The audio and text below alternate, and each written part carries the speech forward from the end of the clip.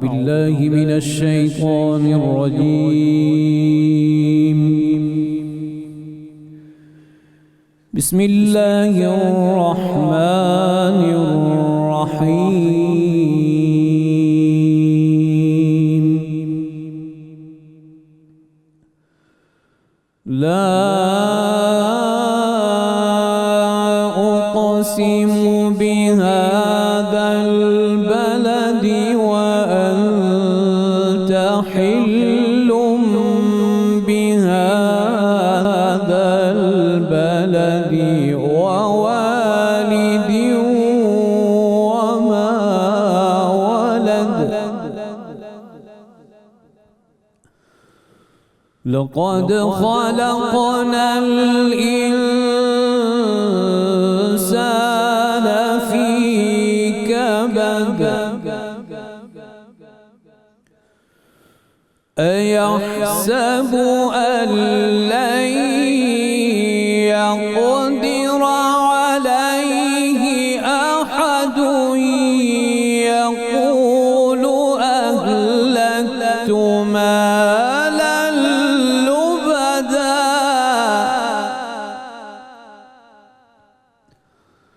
أيحسب أن لم يره أحد.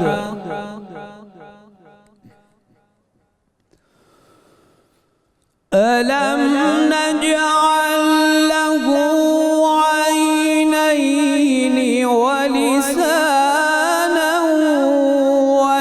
وشفتين وهديناه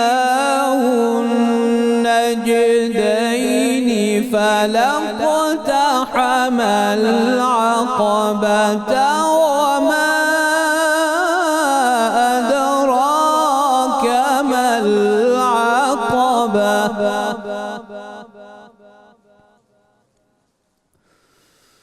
فك رقبة أو إطعام في يوم ذي مسغبة يتيما ذا مقربة أو مسكينا ذا مسربة.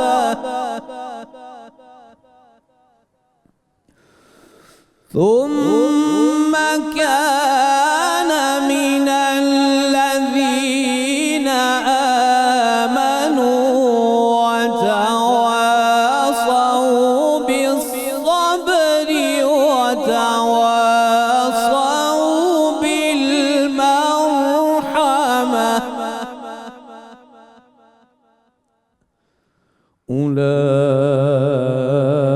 أولئك أصحاب الميمنة.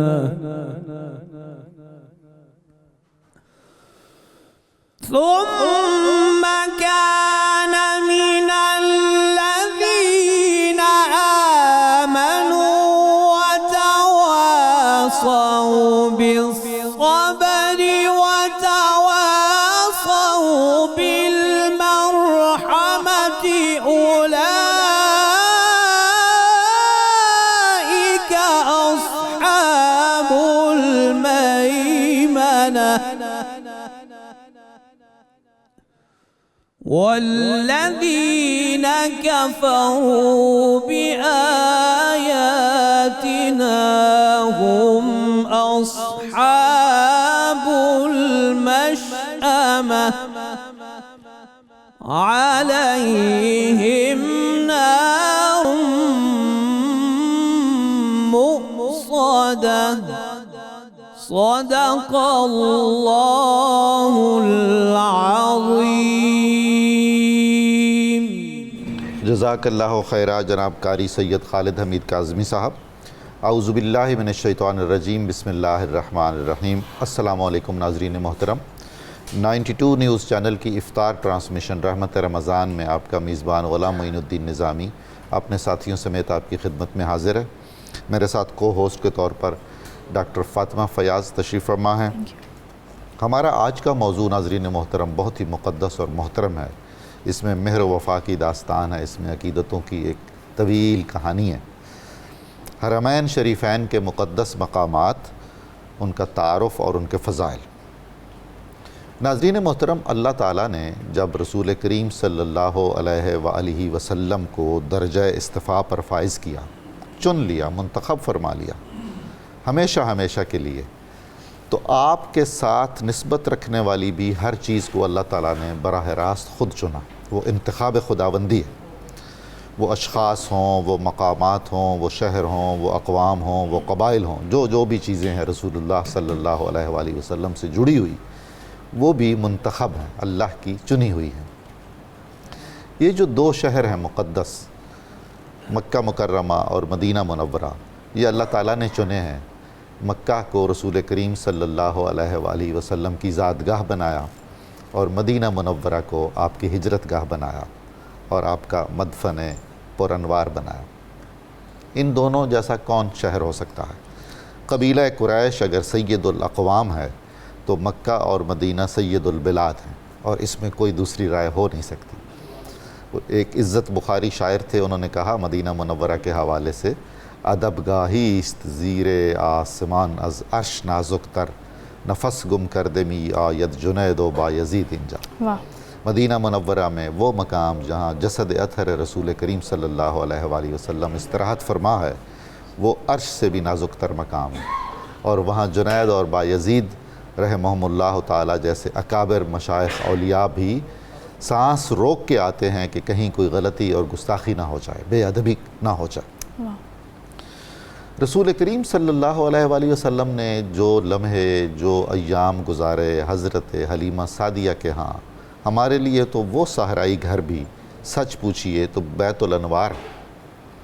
ہر وہ مقام جہاں صحرائے عرب میں رسول کریم صلی اللہ علیہ وآلہ وسلم کا گزر ہوا اور جہاں آپ نے لمحہ بھر بھی قیام فرمایا، اس خاک پاک کا ایک ایک ذرہ ہمارے لیے ستارہ مہر و وفا ہے اور ہمیشہ رہے گا. ان دونوں شہروں میں بڑے مقدس مقامات ہیں اور ان کی فضیلتیں ہیں اور ان کے آداب ہیں، اس پر ہم بات چیت کریں گے. میں آپ کی خدمت میں اردو کے نامور شاعر، ہم عصر شاعر حضرت افتخار عارف کے چند اشعار جو انہوں نے مکہ مکرمہ کی تعریف میں لکھے ہیں، بہت عظیم اشعار ہیں، وہ پیش کرتا ہوں، اور پھر ڈاکٹر فاطمہ سے درخواست کروں گا کہ وہ بھی اپنے حصے کی بات چیت کریں، اور پھر ہم مہمانوں کا تعارف کروائیں گے اور اپنا سلسلہ گفتگو شروع کریں گے. افتخار عارف کے شعر سنیے. منزل ذکر میں ہر شہر پہ چھائے ہوئے شہر، کیا ثنا ہو تیری قرآن میں آئے ہوئے شہر. کیا ثنا ہو تیری قرآن میں آئے ہوئے شہر، جس کی قسم کھائی ہے خدا نے. رسول امین کا جو شہر ہے اسے بلد الامین فرمایا. میرے آقاؤں کے مسکن، میرے اللہ کے گھر، میرے نبیوں کی دعاؤں میں بسائے ہوئے شہر.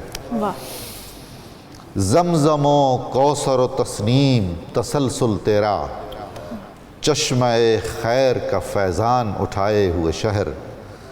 یہ شعر دیکھیے، تحویل قبلہ کا منظر دیکھیے. سبحان اللہ سبحان اللہ، کیا تعریف کی جائے. رخ سرکار دو عالم کے پلٹنے کی تھی دیر، رخ سرکار دو عالم کے پلٹنے کی تھی دیر، قبلہ رو ہو گئے سب راہ پہ آئے ہوئے شہر. واہ واہ. ایک بوسے کی اجازت حجر اسود پر، ایک بوسے کی اجازت حجر اسود پر، اے میرے نور کی بارش میں نہائے ہوئے شہر.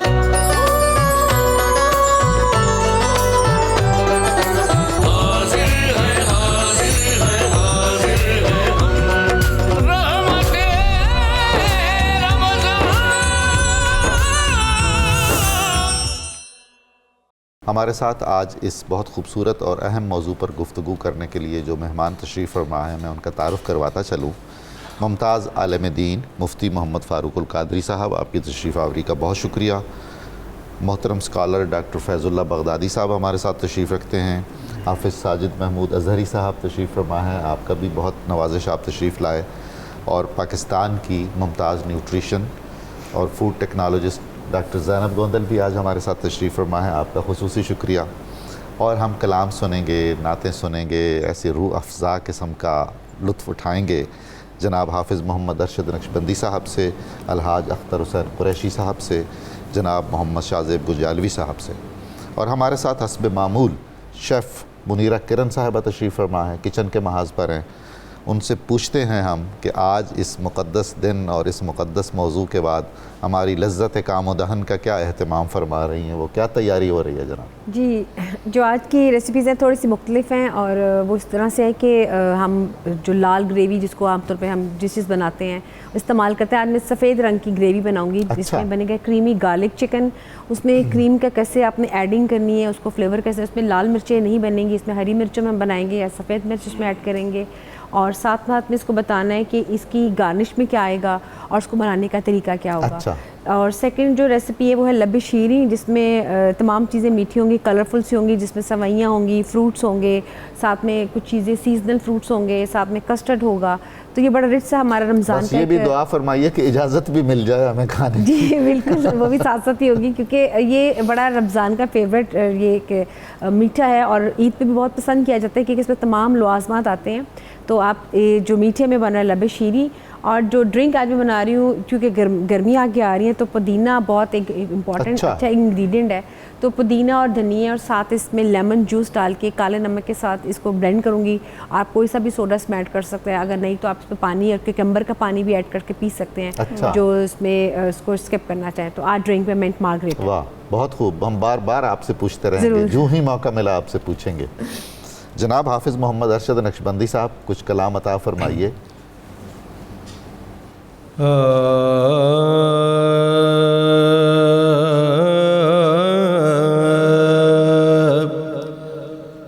لائق حمد تیری ذات کے معبود ہے تو، لائق سجدہ تیری ذات کے مسجود ہے تو، بہت اتنا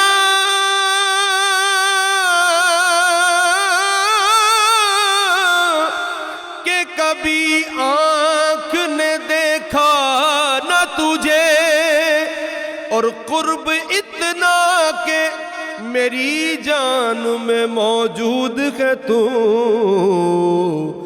لا الہ الا اللہ، لا الہ الا اللہ، لا الہ الا اللہ، لا الہ الا اللہ۔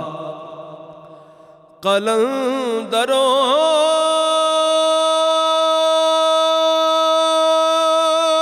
کی اذان، لا الہ الا اللہ، سرور زندہ دلاں، لا الہ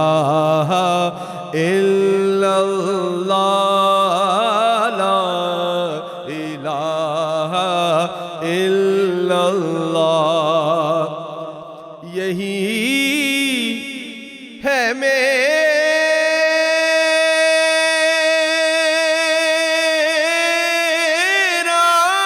پتہ، لا الہ الا اللہ،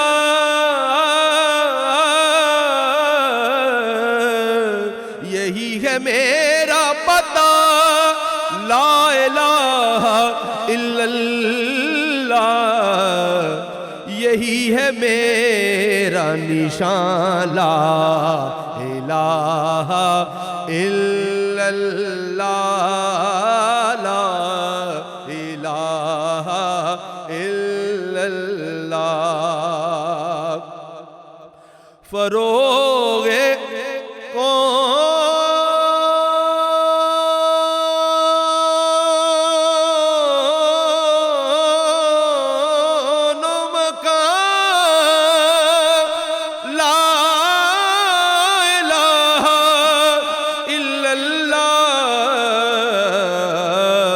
اور تجلیوں کا جہاں لا الہ الا اللہ لا الہ الا اللہ۔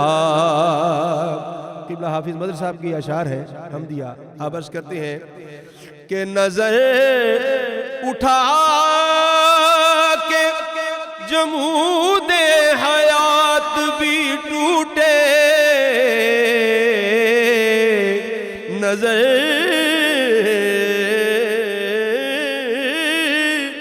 اٹھا کے جمود حیات بھی ٹوٹے، پکار زمزم خواں لا الہ الا اللہ لا الہ الا اللہ۔ اسی سے میری محبت کی شام ہے رنگین، اسی سے میری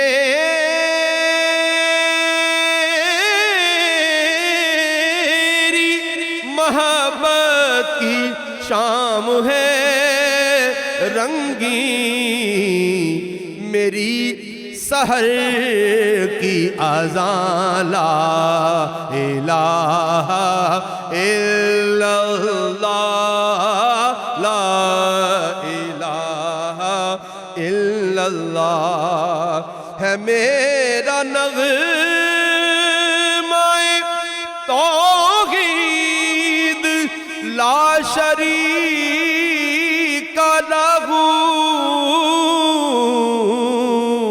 ہے میرا نغمہ توحید لا شریک لہو، میری سحر کی اذان لا الہ الا اللہ حق لا الہ الا اللہ حق لا الہ الا اللہ لا الہ الا اللہ محمد رسول اللہ۔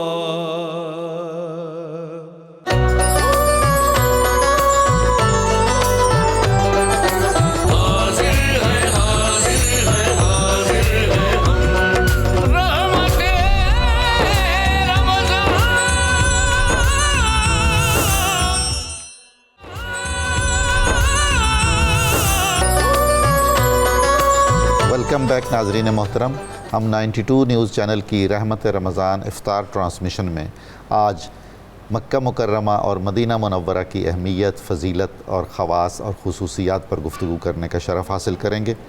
مفتی صاحب، رسول امین کے شہر کو اللہ نے بلد الامین کہا، اس کی قسم کھائی، تو مکہ مکرمہ کی اہمیت اور فضیلت کچھ ارشاد فرمائیے۔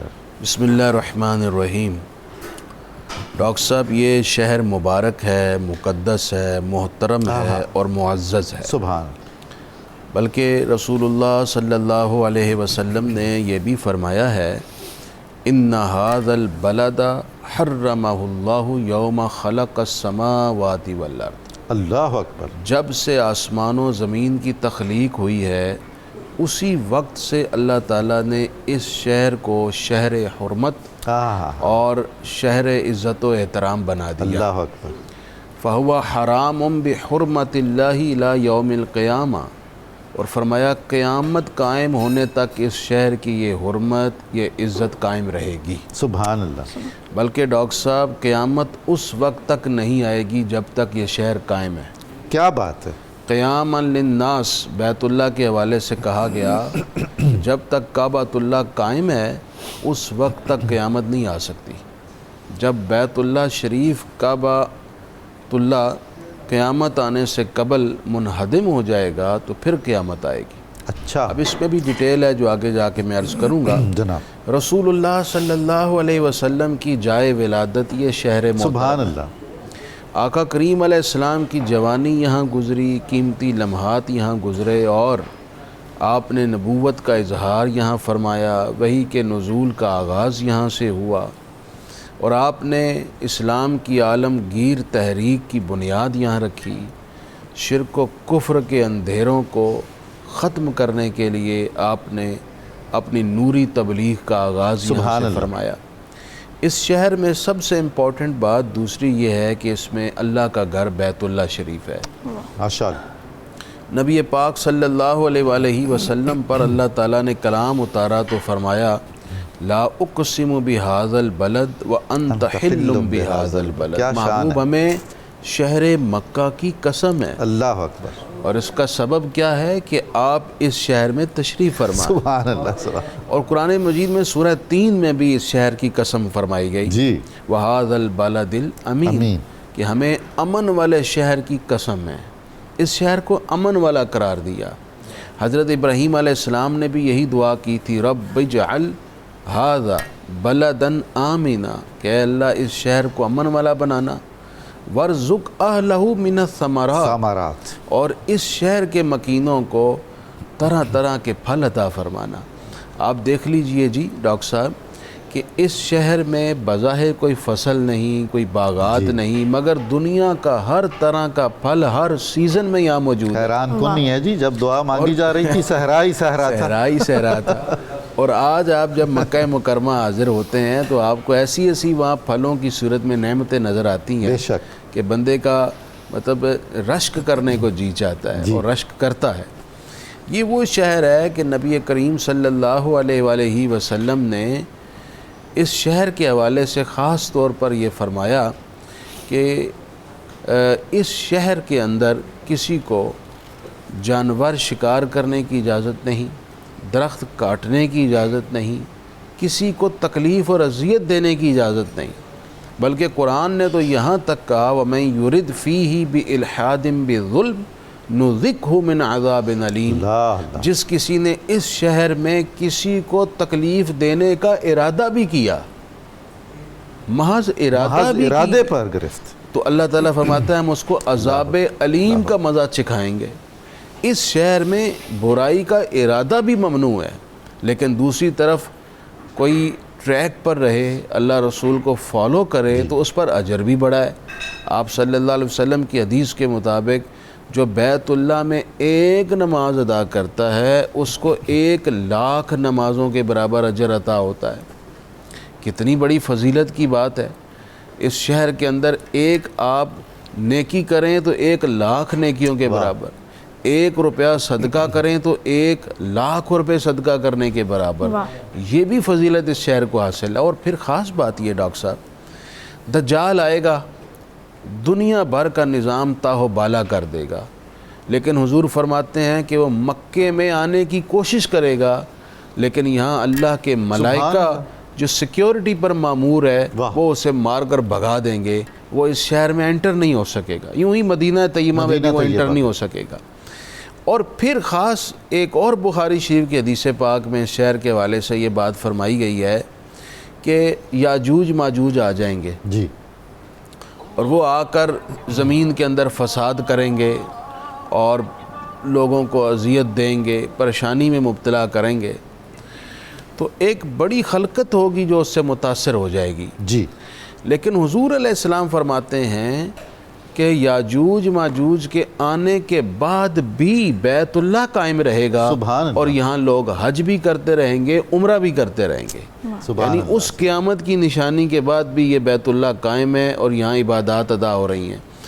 حضرت عیسیٰ علیہ السلام کی آمد سے قبل ایک اور خاص واقعہ رونما ہوگا کہ ایک لشکر چلے گا، اور بہت بڑا لشکر، ابراہ کی تاریخ کو دہرانے کے لیے، اللہ اللہ، کہ ہم بیت اللہ کو گرائیں گے تو مسلمان مٹیں گے، ورنہ ان مسلمانوں کی جڑ نہیں کٹ پائے گی، جی، ان کی جڑ کو کاٹنا ضروری ہے، لہٰذا وہ بیت اللہ پر حملہ کرنے کے ارادے سے لشکر روانہ ہوگا۔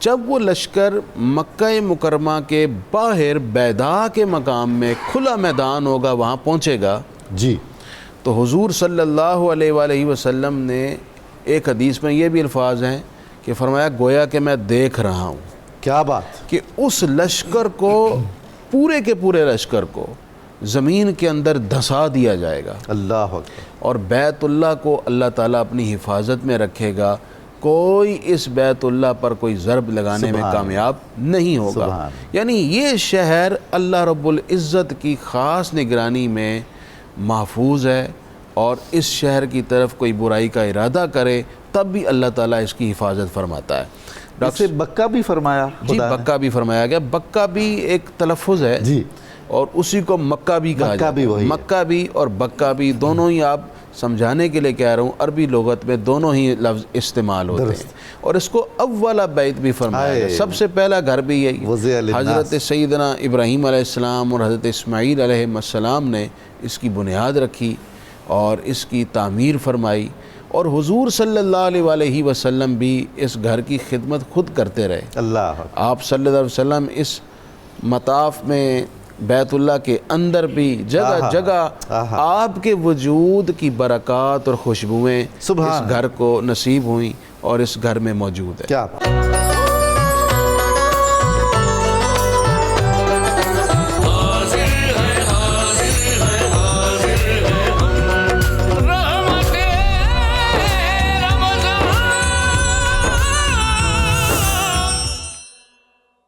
بغدادی صاحب، مکہ مکرمہ کی سب سے بڑی سعادت و شرف تو بلا شبہ یہ ہے کہ وہ زادگاہ رسول کے طور پر چنا گیا۔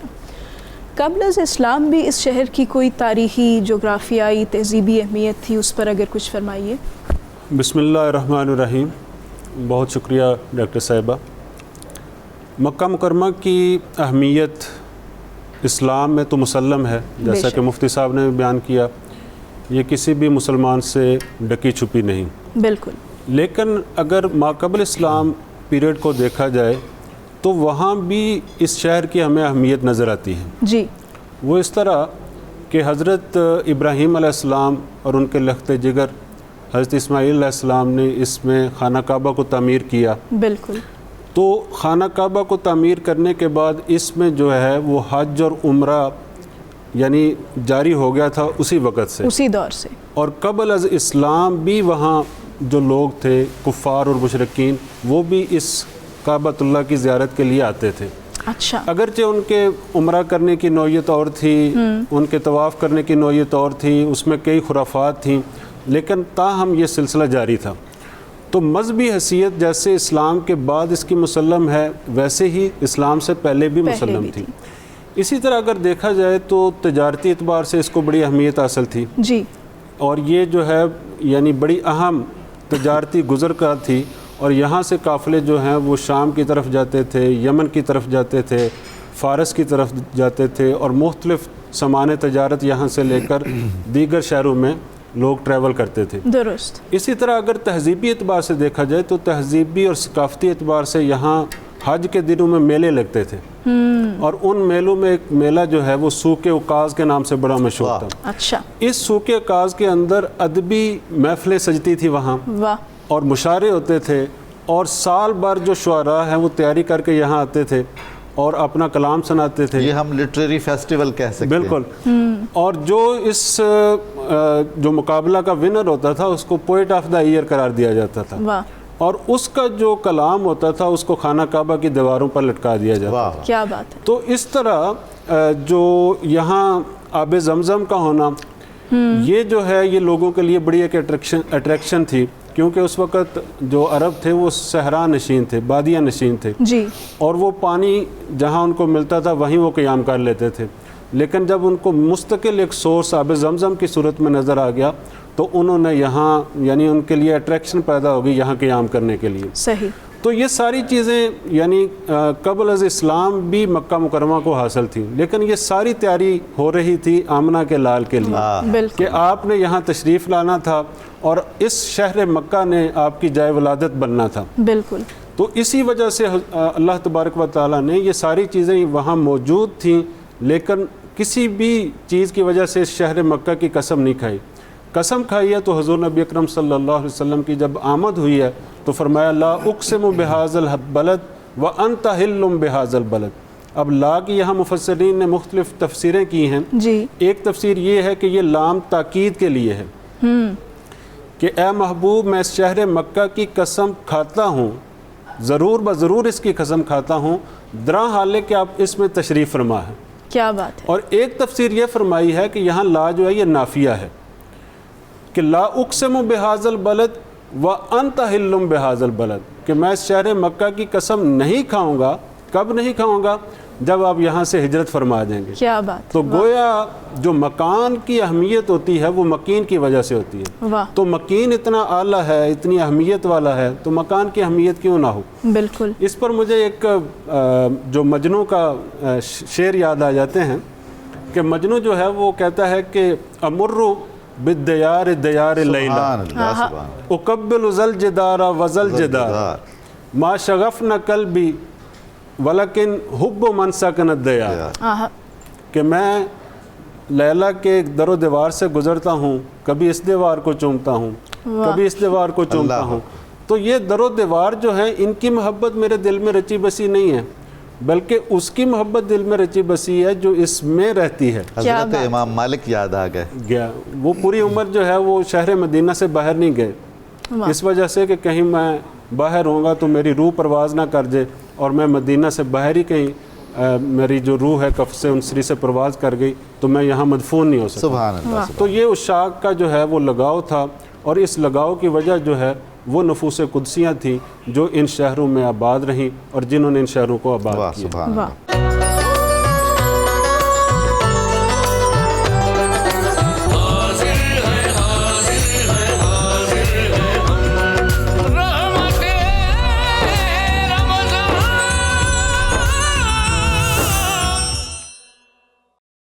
ساجد صاحب، مدینہ منورہ کا ذکر جمیل ہو اور وہ یاد نہ آ جائیں وہ اشعار اور وہ فضائل جو بیان ہوئے ہیں، شاید ہی کوئی شہر ہوگا دنیا میں ایسا جس کو اتنی محبت سے یاد کیا گیا ہوگا. کچھ فرمائیے اس کی اہمیت اور فضیلت. بسم اللہ الرحمن الرحیم. نظامی صاحب، مدینہ المنورہ کی عظمت اور شرف کا اندازہ اس بات سے لگایا جا سکتا ہے کہ اس کا ذکر اللہ رب العزت نے قرآن مجید میں متعدد جگہوں پر کیا. کیا کہنے؟ سورۃ النحل میں اللہ تعالیٰ ارشاد فرما رہے ہیں وَالَّذِينَ هَاجَرُوا فِي اللَّهِ مِن بَعْدِ مَا ظُلِمُوا لَنُبَوِّئَنَّهُمْ فِي الدُّنْيَا حَسَنَةً، جنہوں نے اللہ کی راہ میں ہجرت کی اس کے بعد کہ ان پر ظلم کیا گیا تھا. لَنُبَوِّئَنَّهُمْ فِي الدُّنْيَا حَسَنَةً، ہم دنیا کے اندر ان کو خوبصورت جگہ دیں گے. اور سیدنا عبداللہ ابن عباس فرماتے ہیں کہ دنیا میں خوبصورت جگہ سے مراد مدینہ المنورہ ہے، اور فرماتے ہیں کہ مدینہ المنورہ جو ہے یہ دار الحسن ہے، محل السرور ہے، محل البرکہ ہے، حسنت ظاہراً و باطناً حساً و معناً.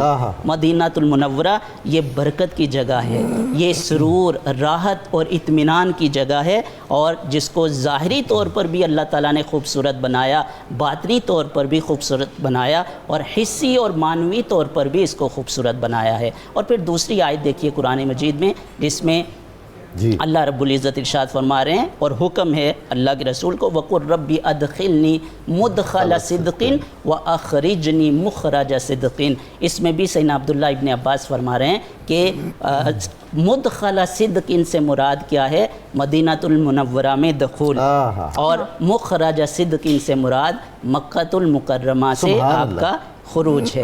تو مدینہ المنورہ قرآن مجید یعنی صدق سے نکل کے صدق ہی میں داخلہ. سبحان اللہ. تو اللہ رب العزت مدینہ المنورہ کو ارض صدق فرما رہے ہیں، اور حضور علیہ الصلوۃ والسلام صادق الامین ہے. اور قرآن کہہ رہے ہیں کہ جو وہ رسالت جو پیغام لے کے آئے ہیں والذی جاء بالصدق، وہ بھی سچائی والا پیغام ہے. اور اس میں امت کے لیے اور مسلمانوں کے لیے ایک پیغام بھی ہے کہ جب آپ مدینہ المنورہ زیارت کے لیے جائیں تو آپ سراپا صداقت کا پیکر بنیں. سبحان اللہ. اور یہ صداقت کون سی ہو؟ صادقاً مع اللہ، اللہ کے ساتھ بھی صدق والا عہد و پیمان، صادقاً مع رسول اللہ، رسول کے ساتھ بھی صدق اور سچائی والا عہد و پیمان، صادقاً مع نفسہ، اپنے ساتھ بھی، اور صادقاً مع الناس، لوگوں کے ساتھ بھی صادق رہیں. مدینہ منورہ بھی حرم ہے. سبحان اللہ. اور حضور علیہ الصلوۃ والسلام نے فرمایا کہ جو مکہ المکرمہ ہے اس کو حرم ابراہیم علیہ السلام نے بنایا ہے، اور میں جو ہے مدینہ المنورہ کو حرم بناتا ہوں۔ اب یہاں پہ بڑی لطیف بات ہے نظامی صاحب کہ جب مکہ المکرمہ حرم ہے تو اللہ رب العزت نے حج کے سارے مناسک جو ہیں وہ مکہ المکرمہ میں رکھے۔ مدینہ المنورہ بھی حرم ہے لیکن حج کے مناسک میں سے مدینہ المنورہ کی زیارت کو نہیں رکھا ہے۔ کیوں؟ کیونکہ جب یہ حرم ہے تو حج کے مناسک میں ہونا چاہیے، اس وجہ سے نہیں رکھا۔ علماء بتاتے ہیں کہ جو حج کے مناسک ہیں وہ حکم شرعی کے سلطان کے تحت آتے ہیں، تحت سلطان حکم شرعی، اس میں الزام ہوتا ہے، حکم ہے، لیکن اللہ رب العزت یہ چاہتے ہیں کہ جو مدینہ المنورہ میرے رسول اور میرے محبوب کے شہر کی زیارت کرے وہ حکم شرعی کے تحت نہ کرے، وہ حکم قلبی اور حکم حبی کے تحت کرے۔ وہ جو اس کا زیارت مدینہ ہے، مدینہ شریف کی جو زیارت ہے وہ محبت اور عشق کے تحت ہونی چاہیے۔ اسی لیے شاعر کہتا ہے کہ جب آپ مدینہ رسول میں پہنچیں تو دست بستہ آپ نے سلام کیسے پہنچانا ہے۔ سلامی الی قمر المدینہ طٰہٰ، سلامی الی الحجرات طٰہٰ، سلامی الی باب السلام وعندہ روغ خدودک فی کریم سرایا وقل یا رسول اللہ جئت بما تری وروحی تحیم وجد اعیاہا۔ اور یہ جو اشعار ہیں اس طریقے سے اس محبت کے ساتھ اور اس عشق اور قلبی تعلق کے ساتھ حضور علیہ الصلوۃ والسلام کی بارگاہ میں آپ نے پہنچنا ہے اور وہاں پر سلام پیش کرنا ہے۔ یہ بھی طے ہو چکا تھا برسوں پہلے، صدیوں پہلے، کہ اس مقدس خطے نے خاتم النبیین کا دارالہجرت بننا ہے۔ اللہ رب العزت نے جتنی بھی چیزوں کو اختیار کیا ہے اس میں تو کوئی شک نہیں ہے کہ ہر جو اختیار ہے وہ اللہ رب العزت کے ذریعے سے ہوا ہے، اور یہ اختیار بھی یہ اللہ رب العزت کا اختیار ہے۔ اور پھر یہ چونکہ آپ نے سوال میں پوچھا کہ احادیث نبویہ میں بھی مدینہ المنورہ کی جو فضیلت ہے، حضور علیہ الصلوۃ والسلام نے جب کوئی بھی پھل، نئے موسم کا پھل آتا سب سے پہلے بچوں کو عطا فرماتے اور پھر آپ دعا فرماتے اللہم بارک لنا فی مدینتنا، اے پروردگار ہمارے شہر مدینہ کو اس کو برکت عطا فرما۔ اور جو مسلم کی حدیث ہے اس میں اللہ رب حضور علیہ الصلوۃ والسلام فرما رہے ہیں کہ جو مکہ المکرمہ کو فضیلت ہے اس سے 2 گنا مدینہ المنورہ کو فضیلت اور برکت عطا فرما۔ اور پھر آپ عرض کر رہے ہیں وبارک لنا فی ساعنا وفی مدینہ، ہمارے جو مدینہ کے پیمانے ہیں ان میں بھی برکت عطا فرما۔ اور یہ پیمانوں میں برکت جو نظامی صاحب وہ کیسے ہے؟ وہ ایسے ہے کہ اب پیمانہ تو وہ فکس ہے، سا ہے مثلا اس میں 5 لوگوں کے لیے کھانا ہے یا 5 دنوں کے لیے کھانا ہے، لیکن جب حضور علیہ الصلوۃ والسلام برکت کی دعا کر رہے ہیں تو اس کا مطلب یہ ہے کہ وہ پھر عدد تک محصور نہیں رہتا ہے، وہ غیر محدود اس کے اندر جو ہے وہ برکت آ جاتی ہے۔ تو یہ مدینہ المنورہ ہے جس کی فضیلت، جس کا شرف قرآن مجید میں بھی بیان ہوا اور حضور علیہ الصلوۃ والسلام کی احادیث مبارکہ میں بھی اس کا بیان ہوا۔ واہ، بہت خوب، بہت خوب۔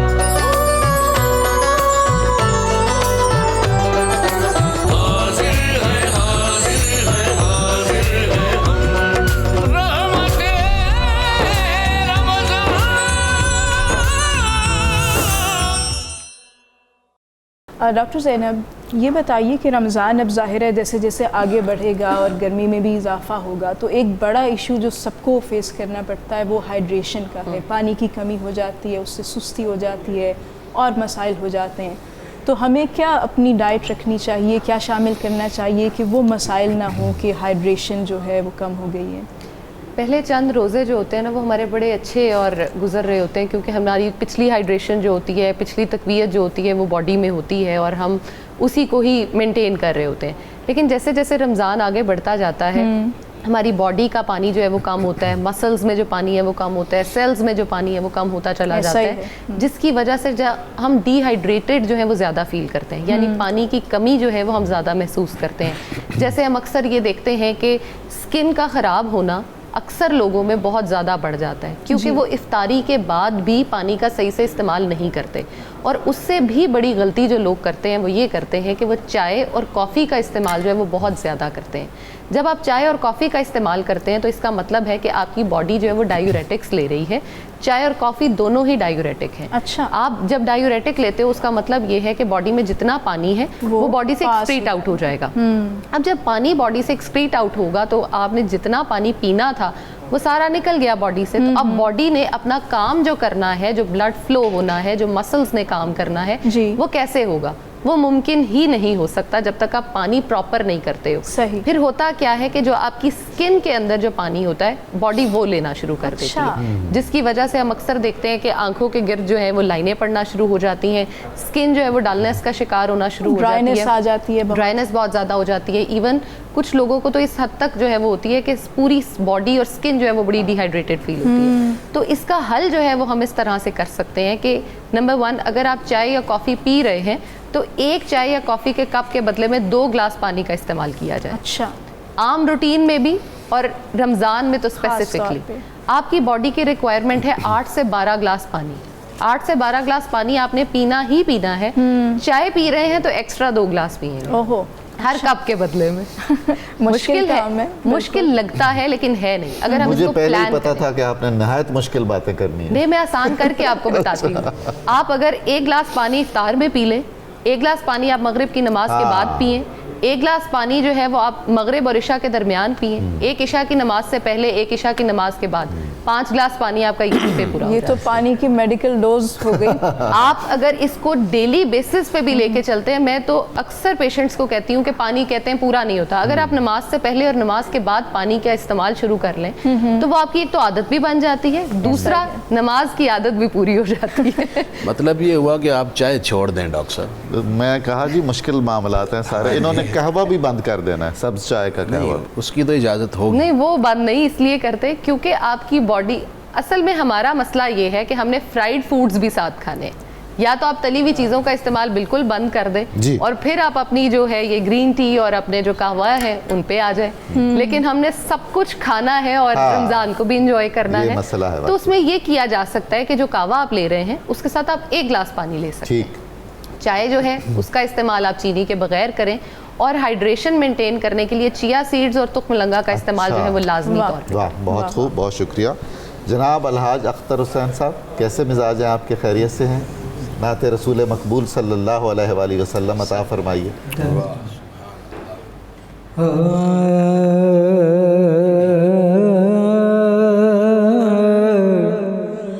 ہے میرا چارگر مدینے میں, ہے میرا چارگر مدینے میں, منزل و راہ بر مدینے میں, منزل و راہ بر مدینے میں. کتنی صدیوں پہ ہو گئے ہیں محیط, کتنی صدیوں پہ ہو گئے ہیں محیط, میرے شام و سحر مدینے میں, میرے شام و سحر مدینے میں, ہے میرا چارگر مدینے میں. تو نے کچھ بھی تو دیکھنے نہ دیا, تو نے کچھ بھی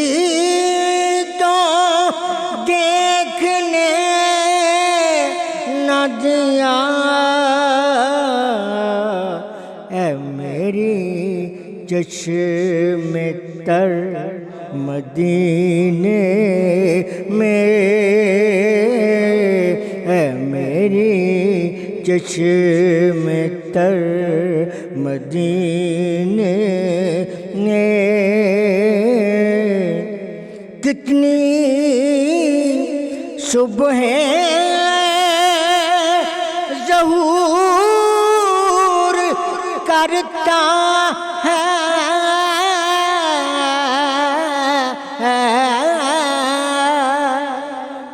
کتنی صبح ظہور کرتا ہے،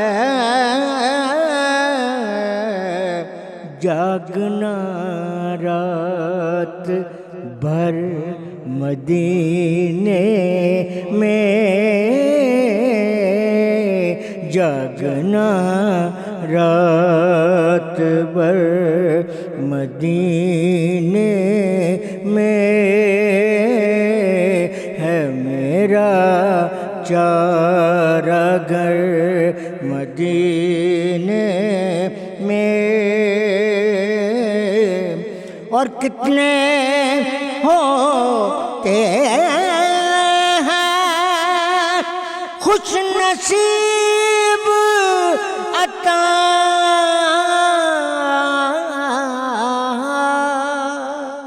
کتنے ہوتے ہیں خوش نصیب عطا، جن کے ہوتے ہیں گھر مدینے میں، جن کے ہوتے ہیں گھر مدینے میں، ہے میرا چارہ گھر مدینے میں، منزل و راہ بر مدینے میں۔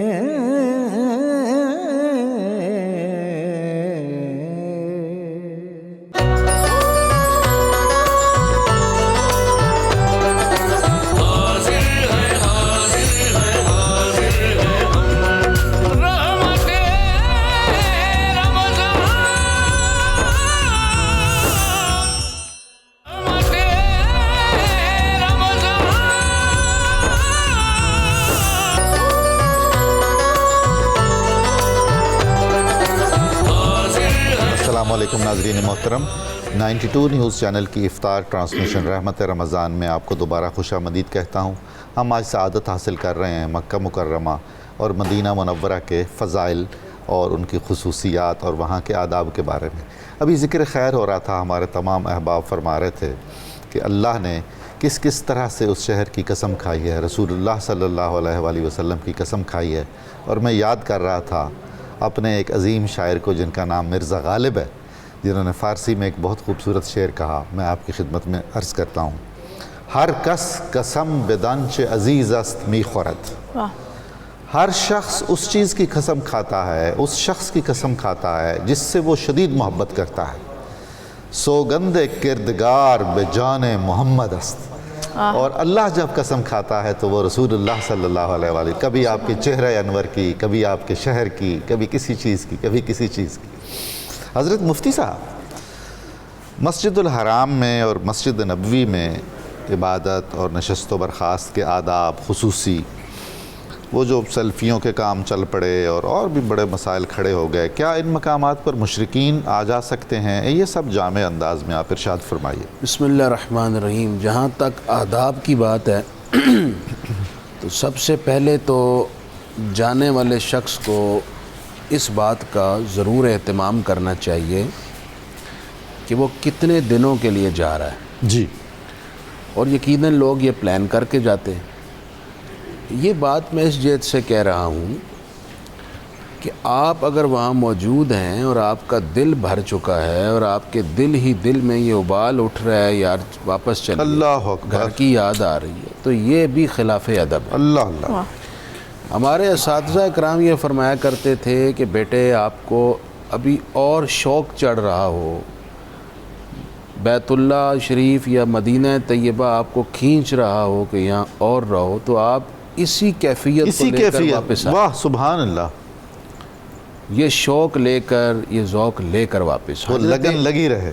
دوسرا خاص ادب یہ ہے کہ ہم جتنے دن بیت اللہ میں یا مدینہ طیبہ میں رہیں، ہم کوشش کریں کہ تمام نمازیں ہماری حرم شریف کے اندر ادا ہوں۔ جی، اگر آپ ہوٹل میں نمازیں پڑھ رہے ہیں یا آپ نے اپنا ایسا سکیجول بنایا ہوا ہے کہ آپ کا زیادہ وقت عبادت کے علاوہ کسی اور کام میں گزر رہا ہے، تو آپ کا جو آنے کا مقصد تھا وہ فوت ہو جائے گا۔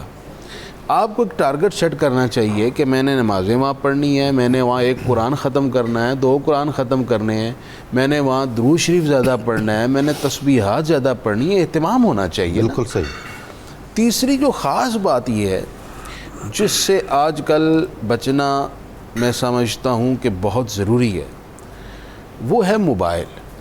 جی، اب جس کو دیکھیے بیت اللہ کے سامنے کھڑے ہیں اللہ اکبر، اور لائیو کال پہ اپنے گھر والوں کو، دوستوں کو لیا ہوا ہے، یا ٹک ٹاکس بن رہی ہیں۔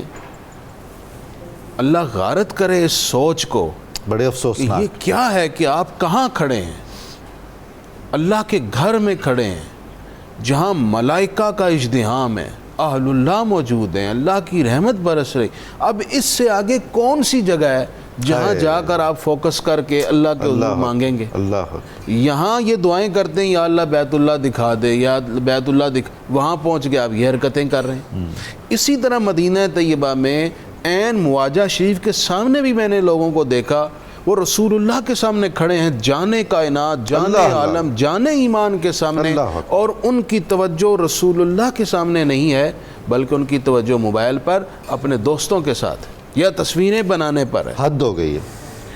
یہ ڈاکٹر صاحب ہمارے فقہا نے یہ لکھا ہے کہ حضور علیہ السلام کی بارگاہ میں حاضر ہو تو اس طرح سوچ اور ارادے سے حاضر ہو، یہ آپ کے دل میں کیفیت ہو کہ رسول اللہ جس طرح حیات ظاہری میں بیٹھے ہوتے اور لوگ ان کے سامنے حاضر ہوتے ہیں، ہم بالکل ویسے حاضر ہو رہے ہیں۔ بے شک۔ تو آپ یہ اس طرح حاضر ہوتے رسول اللہ کی بارگاہ میں کہ آپ کی توجہ اور آپ کی کنسنٹریشن کہیں اور ہوتی۔ یہ بڑی بے ادبی ہے، موبائل کو ویسے ہی بند کر دیں اور آپ اس طرح حاضر ہوں۔ چوتھی بڑی ہی امپورٹنٹ بات ڈاکٹر صاحب، دل دکھتا ہے اور کلیجہ منہ کو آتا ہے، میں نے مواجہ شریف کے سامنے بھی دیکھا ہے اور بیت اللہ شریف کے سامنے خود اپنی آنکھوں سے دیکھا ہے، لوگوں نے جوتے اٹھائے ہوئے ہوتے ہیں۔ یہی جوتے آپ واش رومز میں پہن کے جاتے ہیں، یہی جوتے آپ کہاں کہاں پہن کے جاتے ہیں۔ یہ جوتے اتنے قیمتی ہیں، آپ اٹھا کر کہاں آج گئے ہیں؟ بیت اللہ میں، مطاف میں، اور پھر ہر جگہ رسول اللہ کے سامنے۔ آپ ان کو باہر کیوں نہیں رکھ، کوئی اٹھا کر بھی لے گیا تو کیا 10 ریال کے جوتے نہیں مل جاتے؟ ویسے کوئی اٹھاتا بھی نہیں، اگر آپ اس کو شاپر میں ڈال کر وہاں رکھ دیں سٹینڈ میں تو کوئی نہیں لے کر جاتا۔ اس چیز کا اہتمام بڑا ضروری ہے جو وہاں نہیں کیا جا رہا۔ ڈاکٹر صاحب آخری بات میں اس معنی میں اس عنوان سے عرض کرنے کے بعد بات آگے آپ کی طرف سپرد کرتا ہوں۔ مکہ شریف میں ہیں یا مدینہ شریف میں، جی آپ پر ایک بات کا اہتمام بڑا ہی ضروری ہے، اور وہ یہ ہے کہ آپ یہ سوچیں کہ میں یہاں کیا لینے آیا ہوں۔ کیا کہنے؟ اگر آپ کے ذہن میں، آپ کے دل میں یہ بات زندہ ہے کہ میں یہاں کچھ لینے آیا ہوں، میں نے وہ لینا ہے، تو پھر آپ کی توجہ اپنے مقصد پر رہے گی، مقصد کی طرف ہوگی۔ اگر آپ کے ذہن میں کوئی مقصد نہیں ہے، صرف ایک چکر لگانا ہی مقصد ہے، پھر تو آپ ان چیزوں کو کوئی حیثیت نہیں دیں گے جس کو ہم بیان بس کر پھر تو چکر ہی لگے گا، چکر لگنا تھا وہ آپ نے لگا لیا ہے۔ تو یہ میری گزارشات تھی جی، موبائل خاص طور پر موبائل کے حوالے سے میں آپ بھی ساتھ تھے، آپ کی قیادت میں ہم کربلا میں حاضر ہوئے، نجف میں حاضر ہوئے، آپ نے دیکھا وہاں حرم میں جانے سے قبل موبائل سارے لوگ باہر ایک صندوق میں جمع کروا دیتے ہیں، چھوٹے چھوٹے باکسز بنے ہوئے، بڑی تربیت تھی جی وہاں سب کے موبائل جمع ہو جاتے ہیں، کوئی موبائل سمیت اندر جاتا ہی نہیں۔ جب موبائل ہی پاس نہیں ہوتا تو اندر ہم نے دیکھا کوئی قرآن پڑھ رہا ہے, کوئی درود شریف نوافل پڑھ رہا ہے, کوئی نوافل پڑھ رہا ہے. اس طرح کی یہ موبائل سب سے زیادہ ہمارے اور ہمارے مقصد کے درمیان رکاوٹ ہے. اس کو اپنے سے دور کر کے اللہ رسول کی خدمت میں. اللہ آپ کو جزا دے.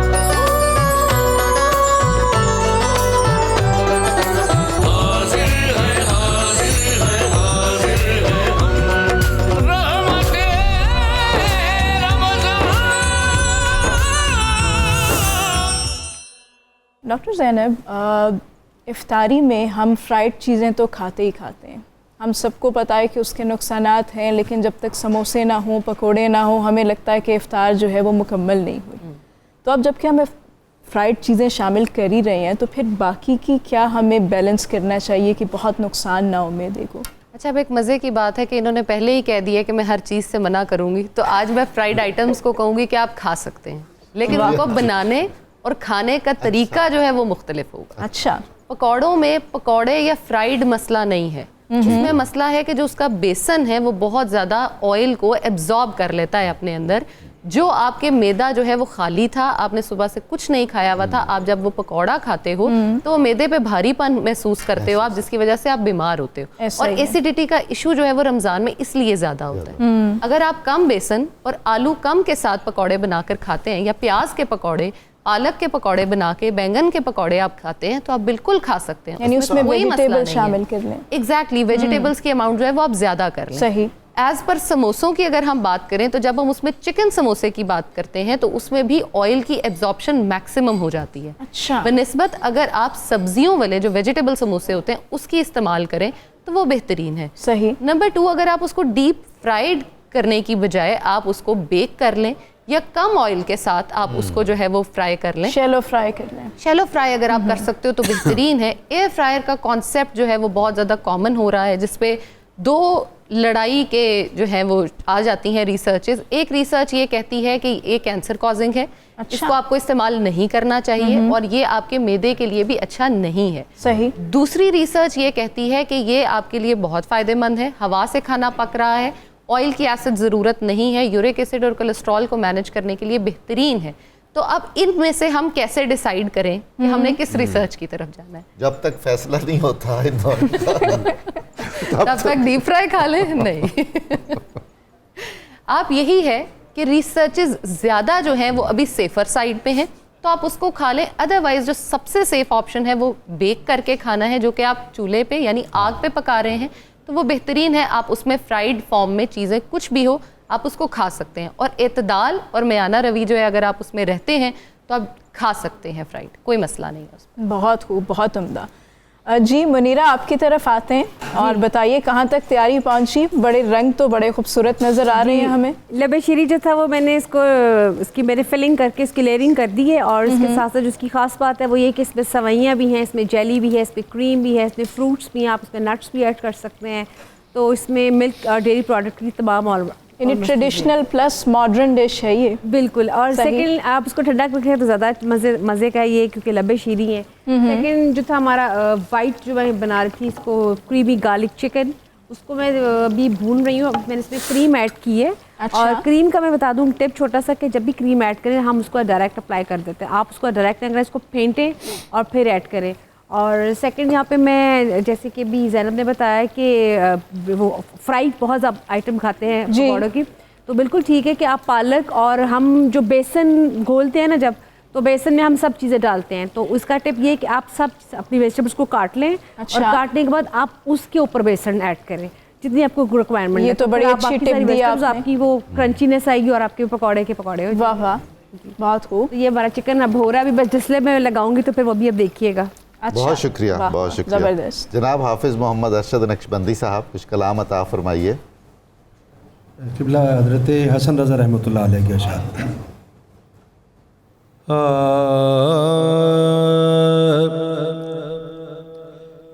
ایسا تجھے خالق نے, ایسا تجھے خالق نے طرح دار بنایا, ایسا تجھے خالق نے، ایسا تجھے خالق نے طرحدار بنایا، یوسف کو تیرا طالب دیدار بنایا، یوسف کو تیرا طالب دیدار بنایا، اے نظم رسالت کے چمکتے ہوئے مقطع، اے نظم رسالت کے چمکتے ہوئے مقطع، تو نے ہی اسے مطلع انوار بنایا، تو نے ہی اسے مطلع اور کونین بنائے گئے سرکار کی خاطر، کونین بنائے گئے سرکار کی خاطر، کونین کی خاطر تمہیں سرکار بنایا، کونین کی خاطر ان کے در دنداں کا وہ صدقہ تھا کہ جس نے،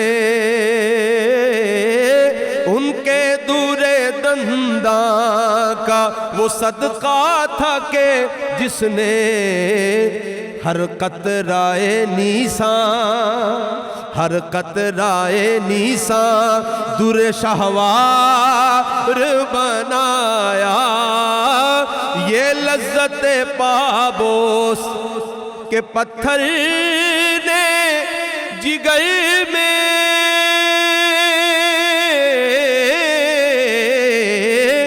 یہ لذت پابوس کے پتھر نے جگر میں نقش قدم سید ابرار بنایا،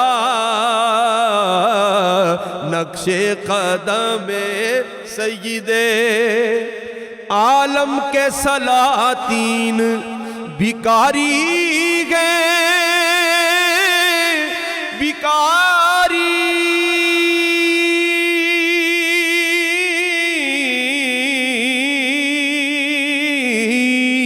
عالم کے سلاطین بھکاری گئے، بھکاری سرکار بنایا، تمہیں سرکار بنایا، ہر بات بدعمالیوں سے میں نے بگاڑی،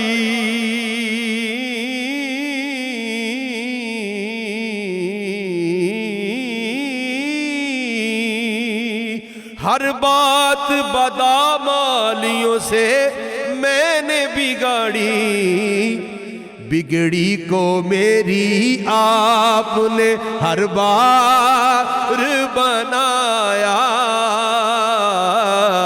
بگڑی کو میری آپ نے، ان کے لب رنگی کی نچھاور تھی وہ جس نے پتھر میں حسن لال پرانوار بنایا، ایسا تجھے خالق نے